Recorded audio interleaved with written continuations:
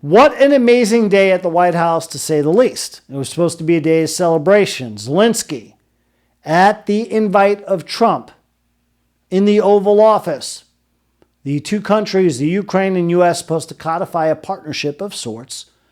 Of course, the United States has been shelling out hundreds of billions of dollars the last 3 years for Zelensky to fight the war against the Russians. You know the deal.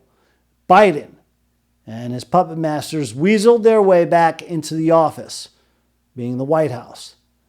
About a year or so after the 2021 inauguration of Biden, Putin saw the cat's away, Trump. So the mice will play his comrades. The Ruskies invaded Ukraine, made the land grab start to happen, and want to take territory with the hopes of making the entire country part of the motherland, part of Russia. Biden and his team pumped in hundreds of millions of dollars into a war that has gone nowhere except mass casualties on both ends. The Russian economy is in the toilet. Zelensky has painted his country into a corner. They have nowhere to go without the help of President Trump and the United States and their taxpayers' hard-earned U.S. greenbacks. Anyway, the U.S. came up with an idea under the leadership of President Trump. Let's sign a deal. Let us help you profit from your rare earths and minerals and pay us back. Pay the United States the money you owe. Get business up and going. We'll help you. In return, pretty much, unofficially, wink, wink, you know, if we're around, the rare earth and minerals, the good stuff, the Russians are going to stay away. So, Zelensky came to the White House looking to put ink on paper, get this bad boy done. But that's not what happened. They were supposed to have a lunch and a ceremony where they signed the deal in the afternoon, but things got contentious. The ceremony, the pre-ceremony, I should say, gathering in the Oval Office with Trump, J.D. Vance, and some other members of his cabinet, meeting with Zelensky. The media was there to fire away questions, which they did. And the day pretty much started normal. Trump gave Zelensky a big old handshake at the White House. Then, as I said, they met with the media. Here's just a couple of the kind of standard status quo points that Trump made and Zelensky. Let's fire them respectively, one after the other, right here. And I will say that, I'll say in front of you, you've heard me say it 1,000 times, if I were president, this war would have never happened. We would have had a deal negotiated for you without having to go through what you've gone through. And I think that President Trump on our side, and of course, I'm sure that the United States President will not stop support. This is crucial for us. It's important for us, yes. And again, the status quo, standard stuff, right? And here's where things started going off the rails, so to speak. And President Trump was asked by a member of the media if he was aligned with President Putin. Trump gave a great answer, which I'm going to let you hear for yourself right now. And within doing this, again, things started unraveling, and I'll start playing more of the video for you guys. Take a look and listen to Donald J. Trump. I'm not aligned with anybody. I'm aligned with the United States of America and for the good of the world. I'm aligned with the world, and I want to get this thing over with. You see the hatred he's got for Putin. It's very tough for me to make a deal with that kind of hate. He's got tremendous hatred, and I understand that, but I can tell you the other side isn't exactly in love with, him either. So it's not a question of alignment. I'm aligned with the world. I want to get the thing set. I'm aligned with Europe. I want to see if we can get this thing done. You want me to be tough? I could be tougher than any human being you've ever seen. I'd be so tough. But you're never going to get a deal that way. So that's the way it goes. All right, one more question. Okay, so I stopped the video right here. Now listen to the reply, the deflection the master of doing that, Zelensky, gives J.D. Vance. And he gets Donald J. Trump as fired up as you'll ever see him going to defense for the American people. Things really, really get interesting now. All right, one more question. Hey, I want to respond to this. So look, for 4 years in the United States of America, we had a president who stood up at press conferences and talked tough about Vladimir Putin, and then Putin invaded Ukraine and destroyed a significant chunk of the country. The path to peace and the path to prosperity is maybe engaging in diplomacy. We tried the pathway of Joe Biden of thumping our chest and pretending that the President of the United States' words mattered more than the President of the United States' actions. What makes America a good country is America engaging in diplomacy. That's what President Trump is doing. Can I ask you? Sure. Yeah? Yeah. Okay. So he occupied our parts, big parts of Ukraine, part of East and Crimea. So he occupied it on 2014. So during a lot of years, so I'm not speaking about just Biden, but those time was Obama, then President Obama, then President Trump, then President Biden, now President Trump, and God bless, now President Trump will stop him. But during 2014, nobody stopped him. He just occupied and took. He killed people. You know what the contact line? 2015. 2014. 2014 and 2015. 2014. Yeah. So I was he killed, not here. Yeah, but That's exactly but, right. Yes, but during 2014 till 2022, yeah, the situation the same. The people have been dying on the contact line. Nobody stopped him. You know that we had conversations with him, a lot of conversation, my bilateral conversation, and we signed with him. Me, like a new president, in 2019, I signed with him the deal. I signed with him, Macron and Merkel. We signed ceasefire. Ceasefire. All of them told me that he will never go. We signed with him with gas contract. Gas contract. Yes, but after that, he broken this ceasefire. He killed our people and he didn't exchange prisoners. We signed the exchange of prisoners, but he didn't do it. What kind of diplomacy, JD, you are speaking about? What do you mean? I'm talking about the kind of diplomacy that's going to end the destruction of your country. Yes, but if you Mr. President, with respect, I think it's disrespectful for you to come into the Oval Office and try to litigate this in front of the American media. Right now, you guys are going around and forcing conscripts to the front lines because you have manpower problems. You should be thanking the President for trying to bring an end to this conflict. Have you ever been to Ukraine that you say what problems we have? I have been to. Come once. I've actually watched and seen the stories, and I know what happens is you bring them on a propaganda tour, Mr. President. Do you disagree that you've had problems bringing people into your military? We have problems. And do you think that it's respectful to come to the Oval Office of the United States of America and attack the administration that is trying to prevent the destruction of your country? A lot of questions. Let's start from the beginning. Sure. First of all, during the war, everybody has problems. Even you, but you have nice ocean and don't feel now, but you will feel it in the future. God bless. You don't know that. God bless. You don't God know bless. that. You will not have a war. Don't tell us what we're going to feel. We're trying to solve a problem. Don't tell us what we're going to feel. I'm not telling you. Because I'm you're in no answering on this position to question. dictate that. That's Remember exactly what this. you're doing. You're in no position to dictate what we're going to feel. We're going to feel very good. You will feel influenced. We're going to feel very good and very strong. You will feel influenced. You're right now not in a very good position. You've allowed yourself to be in a very bad position, and he happens to be right about it. From the very beginning of the war. You're not in a good position. You don't have the cards right now. With us, you start having I'm not playing cards. cards. Right now, you don't. I'm You're playing serious, cards. Mr. President. You're I'm playing very cards. serious. You're gambling I'm with the president lives in of war. millions of people. You think You're you- gambling with World War III. what you're You're speaking gambling about? with What you're World speaking War about? III. And You- what you're doing is very disrespectful to the country, this country. I'm That's with all backed respect to you your far country. more than a lot of people said very they respect. should have. Have you said thank you once? This A lot entire of meeting? times. No, in this Even entire meeting, today. have you said thank Even you? today. You went to Pennsylvania and campaigned for the opposition in October. Offer some words of appreciation for the United States what of you're speaking America about? and the president who's trying to save your country. Please, you think that if you will speak very loudly about the war, you He's can... not speaking loudly. He's not Yeah. speaking loudly. Your country's Can I- in big can I- trouble. can I Wait a answer? minute. No, Can you've I done a lot answer? of talking. Your country is in big trouble. I know. You're not I winning. know. You're not winning this.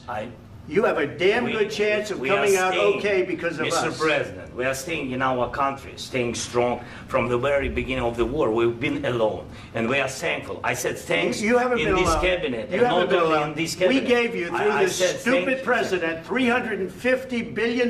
You voted We gave for you your military president. equipment, You and you voted men for are your brave, president. but they had to use our military. What about we are If speaking? you didn't have You our invited military me- equipment, you invited if me you to didn't speak. have our military equipment, this war would have been over in 2 weeks. In 3 okay? days, I heard it from Putin. In 3 days, this is something Maybe new. less. In 2 weeks, of course, yes. It's going to be a very hard thing to do business like this. I Again, tell you. just say thank you. I said a lot of times thank you to American people. Accept that there are disagreements, and let's go litigate those disagreements rather than trying to fight it out in the American media when you're wrong.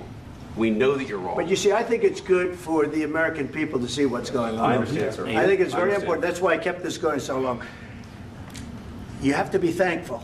You don't have the I'm cards. thankful. You're buried there. Your people are dying. tell you You're again, running I low know. on soldiers. Don't- Listen, don't, please, you're running Mr. low President. on soldiers. It would be a damn good thing. Mr. And then President. then you tell us, I don't want a ceasefire. I don't want a ceasefire. I want to go and I want this.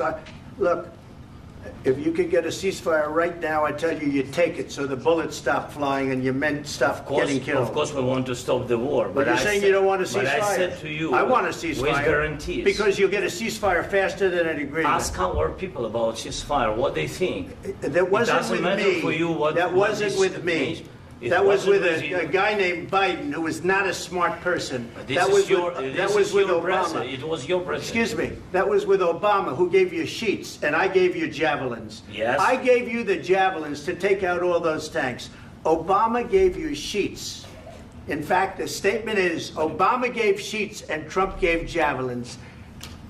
You got to be more thankful, because let me tell you, you don't have the cards. With us, you have the cards. But without us, you don't have any cards. One more question to Mr. Vice President. I'm sorry. It's going to be a tough deal to make, Um, because the attitudes have to change. Wow. Unbelievable. Like I said, unfiltered access into government at work. And this is the diplomatic process you're seeing at play. Amazing to see how that all transpired. And basically what I got out of it was an ingrate, Zelensky. That's what he is. No sincere thank you. Not one time. Condescending at times with J.D. Vance. Lecturing Trump and J.D. Vance. Interrupting them. A rude guest. I don't understand why he didn't just sign the deal. Now, he says, Zelensky, that they didn't give him enough security on having security. But what do you think? If the Americans are going to invest, and Donald J. Trump knows there's money to be made on money that's owed to us, right? Uncle Sam poured in a boatload of money. We want to help you. Start paying us back and getting you wealthy. Don't you think if the U.S. is going to take an interest in their interest and try to start making ducats, the Russians are going to stay away. That's your defense guarantee right there. But Zelensky wants to keep fighting. I got that he's an ingrate. He's a dictator. There have been no elections. This is a democratic nation, right? But he has halted elections. He wants to keep the fighting going. Otherwise, he would have came to D.C., he would have signed the deal. Zelensky would have stopped the bullets now. And he would have taken the deal with the U.S. and put an end to all of it. Otherwise, why the hell did he come to the U.S.? And not for nothing. I'm watching that whole press conference today. As I said, I was blown away because, to repeat myself, it was all standard stuff. Then all of a sudden, you saw what happened. And someone in Trump's party, either a member of the media or one of the members of the cabinet or U.S. government official. I'm not sure who it was. I have to do some more research into that. But the whole time I'm watching it, I'm like, this dude never shows up professionally with a suit. I know he's got his wartime shtick where he's wearing his battle gear, and once the war is at peace, he'll start showing up with a suit like a civilized leader. However, if you're there to make this deal of this magnitude, show up and put on a goddamn suit. Stop looking like a slob. Unbelievable. So anyway, somebody in Trump's party actually, or a member of the media, I believe it was a member of the media, actually asked him the question today. So let me roll that one for you guys. And then I've got some post-game reaction from Zelensky, who sat down with Brett Baier of Fox this evening, and Trump made some remarks on his way out of the White House. He was hopping on his ride to get down to Mar-a-Lago and Florida for the weekend. So let's roll this right now with the reporter asking Zelensky, why don't you wear some digs to represent yourself more professionally instead of dressing like a slob? I'm paraphrasing, but take a look and listen. What was your second And question? my second question for President Zelensky, why don't you wear a suit? You're at the highest, why don't you wear a suit? You're at the highest level in this country's office, and you refuse to wear a suit. Just want to see if do you own a suit? Yeah, problems. A lot of Americans have problems with you not Really? respecting I the don't have dignity of this such- office. I will wear a costume after this war will finish. Okay. Yes, maybe one. Maybe something like this. Something like Yes, yours. sir. Yes. That'd be great. Maybe something better. I don't know. We will see. Maybe something cheaper than Thank you. Thank you. Thank you. And Zelensky, well, he has his own way of answering things. You see that, right? Gives you multiple answers, never gives you a direct one. Kind of reminds me of word salad lady, Kamala. You never get a straight answer from this guy. And that was the case when he went to see Brett Baier and did the interview on his evening show shortly after 6 o'clock p.m. this evening with Fox News. Now, to Brett Baier's question, to his credit, he asked him right away, would you be able to fess up an apology to POTUS 47 and America and the cabinet and so on and so forth? Didn't answer. Gave him the old runaround. Second time around, after he gave him the runaround, Brett Baier again directed the question at him. Take a look and listen. So I'm not hearing from you, Mr. President, a thought that you owe the president an apology. No, I respect President and I respect American people. And if, I don't know, if I think that we have to be very open and very honest. And I'm not sure that we did something bad. I think maybe sometimes some things we have to discuss out of media, with all respect to democracy and to a free media. But there are things where we have to understand the position of Ukraine and Ukrainians. And I think that is the most important thing. And I have it again from Zelensky. Meanwhile, President Trump, as I said, he met up with the media on his way out of the White House and talked about the interaction today with the Ukrainian president. From his standpoint, I think he very much overplayed his hand. We're looking for peace. We're not looking for somebody that's going to sign up as strong power and then not make peace because they feel emboldened, and that's what I saw happening. I'm looking for peace. We're not looking to go into a 10-year war and play games. We want peace. And it was just my impression that if we do that, if we sign up, he's looking for something that I'm not looking for. He's looking to go on and fight. We're looking to end the death. 2,000 people died this week. Soldiers, more than that, but 2,000 approximately people died this week. Young Ukrainians and Russians. And somebody would say, why do you care about Ukraine and Russian soldiers? I care about them. I care about everybody. And we're not doing that. Now, if we don't do anything, he's going to have to make peace, but he's dealing with a very weak set of cards. If we sign, he's dealing with a very strong set of cards, and then he doesn't want to make peace. So that's where we are. It's very simple. I'm not looking to get into anything protracted. I want immediate peace. President Putin is going to want to make, and he wants to end it. And you saw what I saw today. This is a man that wants to get us signed up and keep fighting, and we're not doing that. Reasonable there from President Trump. Exactly what you want. Peace. That's it. Nothing else matters. Enough pouring in money into this garbage war. Keep the money here in the United States. Let them profit off the rare earths and minerals. It'll scare Putin away.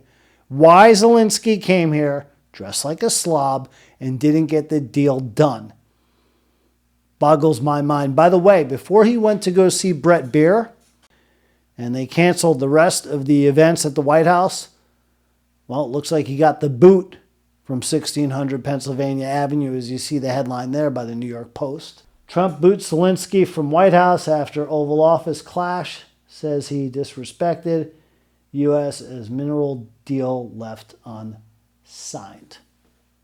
What a shame that this is the way this went. However, this is exactly what I voted for. And I've said before, isn't it refreshing to see a vice president in action? How about seeing a president of the United States giving this access to we the people, seeing exactly how he's working for us, again, in real time, unobstructed. We're seeing the world move and hopefully prevent World War III from happening. And either Zelensky or someone else, I have a feeling, is going to be in charge real soon in Ukraine, is going to make peace happen, or the U.S. is going to walk and the Ukraine is going to find themselves in a real heap of you-know-what. They'll be knee-deep in it.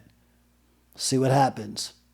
As today, again, far from a day of celebration in D.C. between the United States and Ukraine.